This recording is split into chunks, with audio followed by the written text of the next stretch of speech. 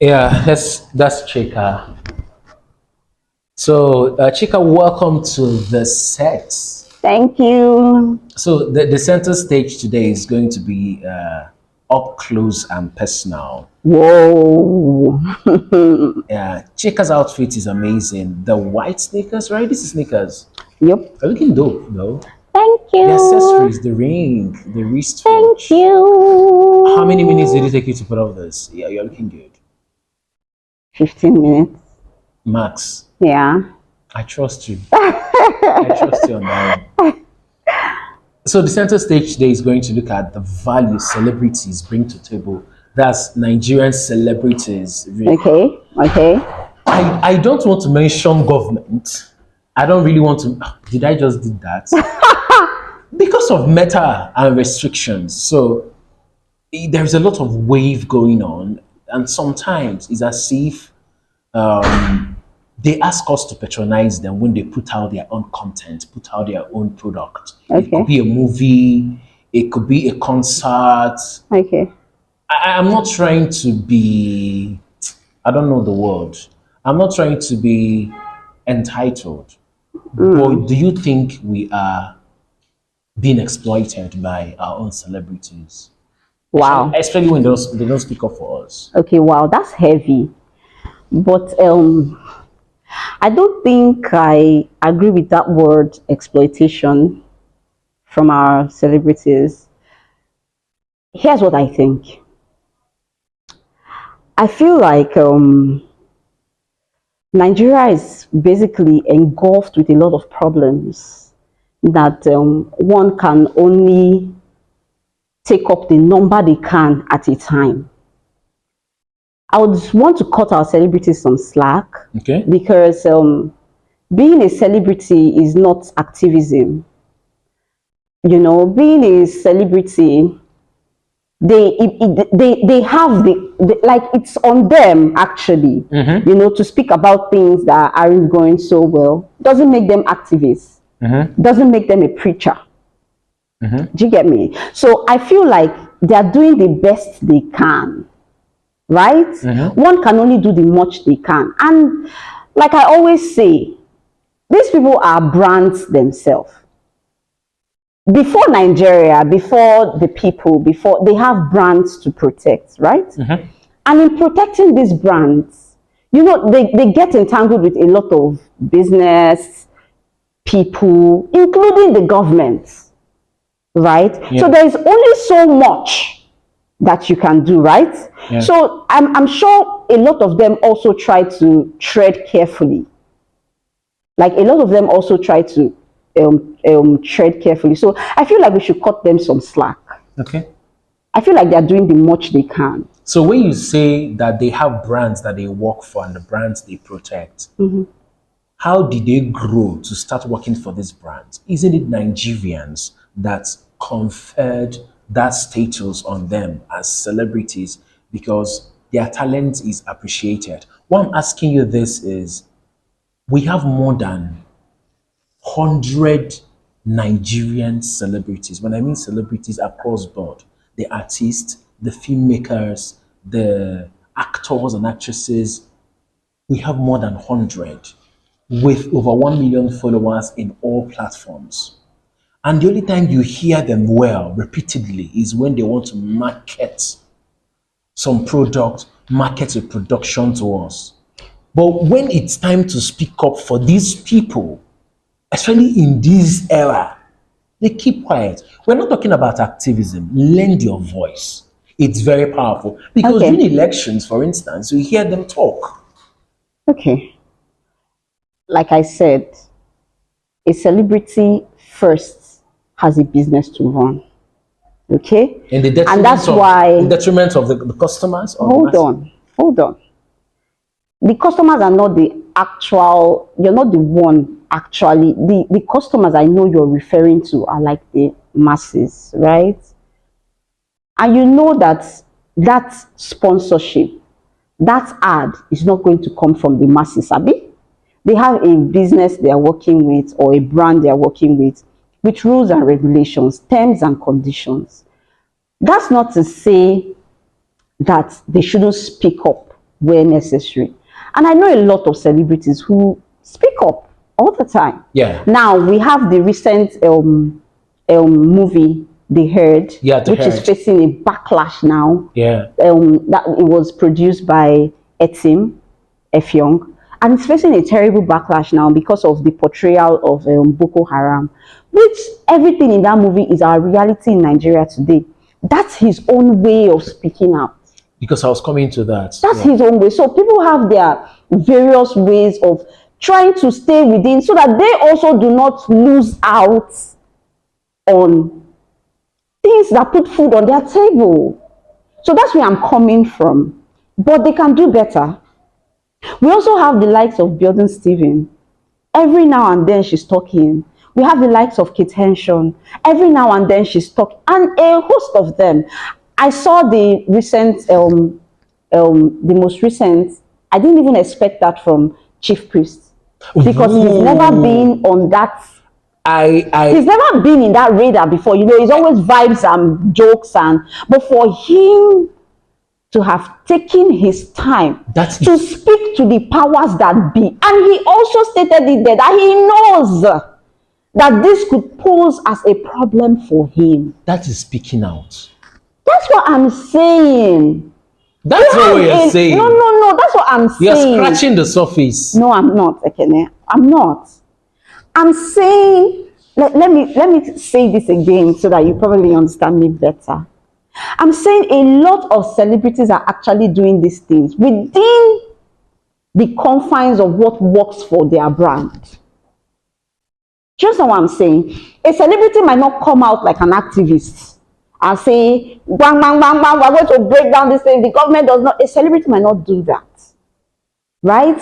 Because they have a brand to also protect. Because that's what puts food on their table. I want you to understand the context of this conversation properly. When you say the brand you're protecting, the brand, who patronizes the brand, is the same masses that eventually tomorrow something could happen to them. Now, let me give you, you saw the kind of voice, you saw the kind of traffic that's generated from what Chief Priest posted.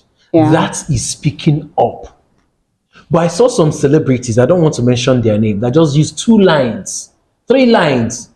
I don't know what is happening, you know. So you do not regard 3 lines as speaking up? Excuse me, when you want to promote a movie, for instance, you're releasing 30 videos in 7 days. That's what I'm saying, Ekene. We have, I still feel, I'll ask you this question.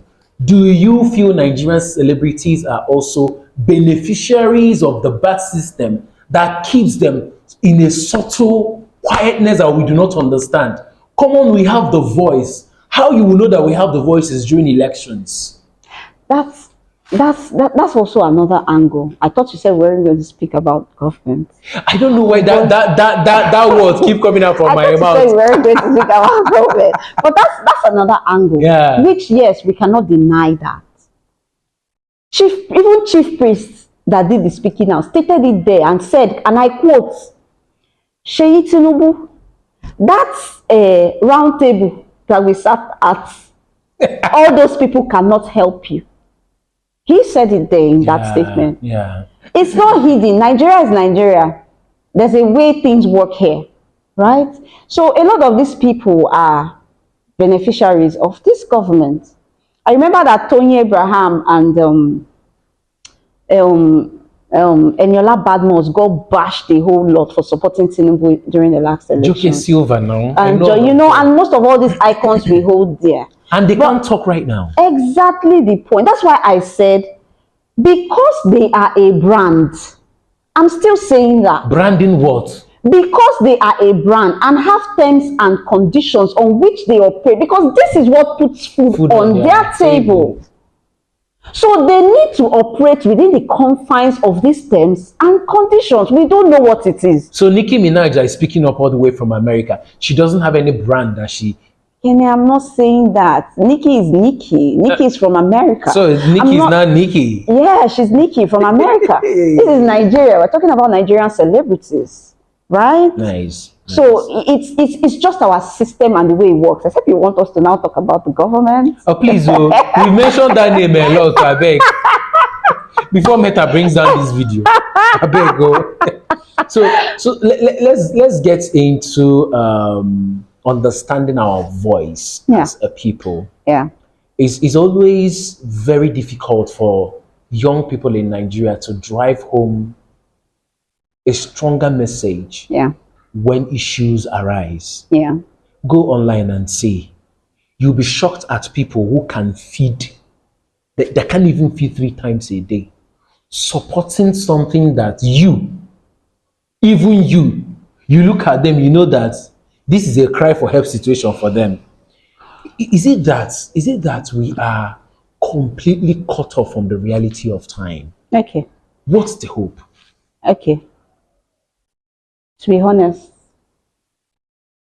I don't see any hope. Not now, not in the near future. And then to address this question that you just asked, I feel like the younger generation do not really understand how serious the problem we have at hand is. I feel like they don't understand. You know, everything is all type shit, vibes, until... Who started the type shit? I don't even know. Is it Regina? I don't know. I feel like it's all clocky, until we understand how terrible this is.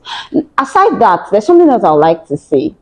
Well, this thing I just said now is I'm referring to the Gen Zs and the Gen Beta and all of that. I feel like they do not understand, you know, it's still type shit till everything starts to unfold. But for the millennials, we got our hearts broken after the NSAS. I was a part of the NSAS. I was in Asaba. Okay, and all through that, in fact, at that point, I thought I was going to join the army because, you know, you could see how so devoted I was. I came out every day. You want to join the army then? That was how I felt. You know, like I was so patriotic. I still am. Hey. I still am. I was so patriotic. I loved Nigeria so much. Like I had so much hope. Hey, Margaret Thatcher. You know, I had so much hope that Nigeria could be better. So we gave our all to the NSAS. And, you know, just to have innocent youths killed, that broke people. It broke me. It broke me. I was so sad.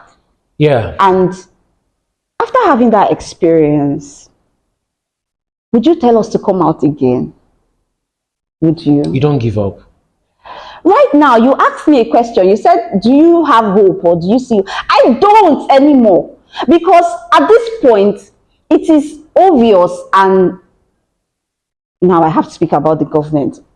Like, find a word that mentioned them. Okay, so it's obvious that leadership in Nigeria is a scam. Right. It's obvious that leadership is a scam. And it's obvious that these people don't want to let go of the rails of the evil leadership they keep dishing out to us. So, I don't see hope. And aside the fact that these young guys do not even understand how much of a problem we're in, they too do not even see any hope, right? What's the hope? No, I'm not going to talk about the government. There's no hope. There's no hope. So let's round our thoughts about this whole conversation on the kind of value our celebrities bring to table, apart from, you know, us always having their backs. Okay, I feel like they can do better. Some of them who aren't very vocal. But I also know some who are very vocal. So that's why there's no generalization. But for those who aren't speaking up, I think it's evil. Yeah. I think it's inhumane. Yeah. I think it's wrong. Because everyone should speak up. No matter how, I don't mind if it's 2 lines. I don't even mind if it's 1 sentence. I don't mind whatever it is.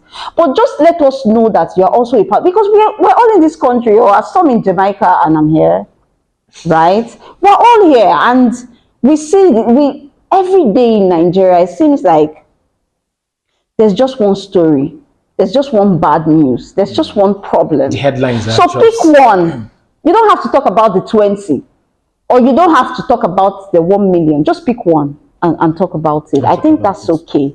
You know, I think they can do better if they want to. Yeah. If they want to. And that's if they recognize that's a problem.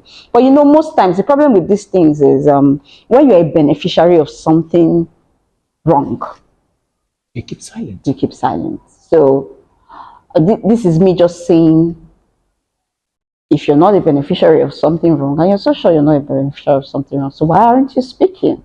What is keeping your mouth shut? Yeah, you should speak. That's the one way to drive change, you know, and ask for better, because they have way stronger voices and a commanding number of people who listen to them. And in the celebrity circle, I didn't mention the pastors because they're very powerful. Very, very powerful. Someone said Nigerian Asorok, or someone said that rock in the capital city that they call the main office is also an extension of some of the Nigerian churches. Your take?